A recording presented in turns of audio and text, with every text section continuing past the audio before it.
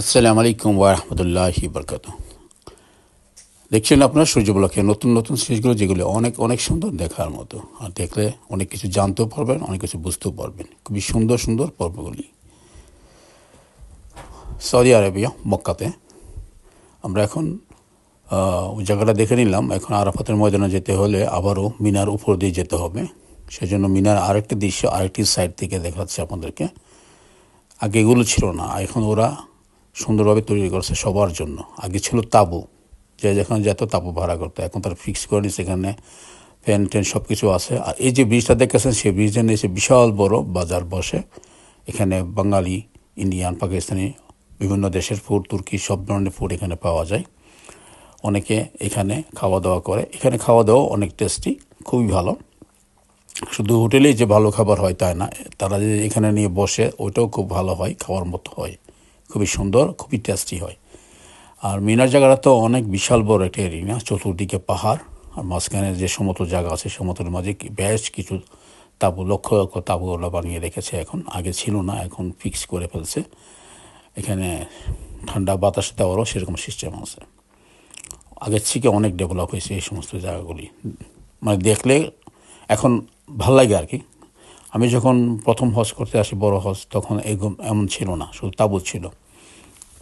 আর এখন তো road guard অনেক বড় হয়েছে, অনেক সুন্দর হয়েছে, অনেক উন্নত হয়েছে জায়গাগুলি, মানে ভাবতেও অবাক লাগে।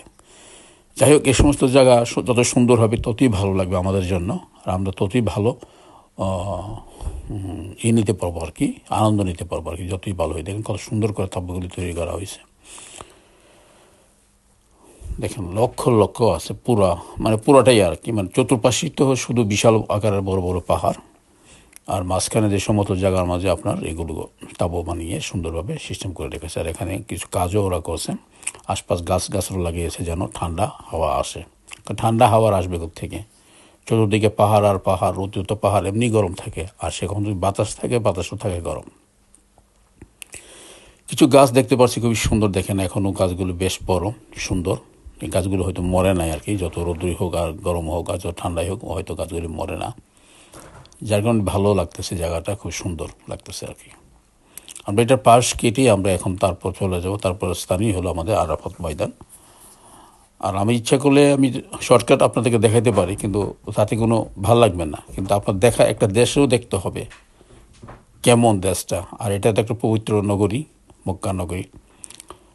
এখানে সব দিকে মনে করেন আমাদের সাহাবারা, নবীরা এই সমস্ত জায়গা দিয়ে চলাফেরা করতো, মানে জায়গাটাই অন্যরকম। এই জন্য জায়গাগুলো এখন অনেক উন্নত হয়েছে। এই যেগুলো আমি এই জন্য সব কিছু দেখাই, মানে আবার সব কিছু মানে মনে দেখি যতটুকু দেখালে ভালো লাগবে, বুঝতে পারবেন, সেদিকে দেখাই আর কি। আমি কেটে কেটে সব কিছু একেবারে নিয়ে যাবে না গন্তব্যস্থানে। আমার কথা হলো সব কিছু দেখতে হবে, আশপাশ কী আছে না আছে। আস্তে আস্তে আমরা যাব, দেখলেও ভালো লাগে, এবং আপনাদের কাছেও একটা কিছু দেখলে বুঝতেও পারবেন যে অ্যাকচুয়ালি কেমন। আমি যদি কেটে শর্টকাট করে দেখিয়ে ফেলি 3 মিনিটে, তাহলে তার মজাই হলো না। মজাটাই তো এটাই, সফরটা আমরা যাচ্ছি 2 ঘন্টার জার্নি। এখানে হয়তো দেখা গেলো 10 থেকে 15, 3 থেকে 4টা পর্ব আমি করবো এখানে আরাফাত ময়দান পর্যন্ত। এই জিনিসগুলোই তো আপনার দেখার দরকার, কোথায় কী আছে না আছে, কীভাবে যাচ্ছে, দেশটা কেমন, আশপাশ কী, এগুলি দেখলে আপনাদের কাছে ভালো লাগবে। সেজন্যই আমি যতটুকু পারি দেখলে ভালো লাগবে সেইটুকু আমি দেখাই, আর বাকিগুলো আমি আস্তে আস্তে করে কেটে দেই আর কি। তো এত শর্টকাট দেখাই না যে আমি গেলাম, এয়ারপোর্টে নামলাম, এয়ারপোর্টে হোটেলে গেলাম, হোটেল থেকে চলে গেলাম, বাস খতম। আমি সব কটাই মোটামুটি দেখাতে চাই দেশটা কেমন। একটা দেশ দেখাও সোয়াব আছে, আর একটা দেশ দেখলেও বুঝতে পারবেন, জানতে পারবেন দেশটা কেমন, উন্নত না কতটুকু, কী আসে বিষয় ইত্যাদি ইত্যাদি। সেজন্য আমি পুরোটাই আমি দেখানোর জন্য চেষ্টা করি। তো যাচ্ছি, আরাফাতের ময়দানে থাকবেন।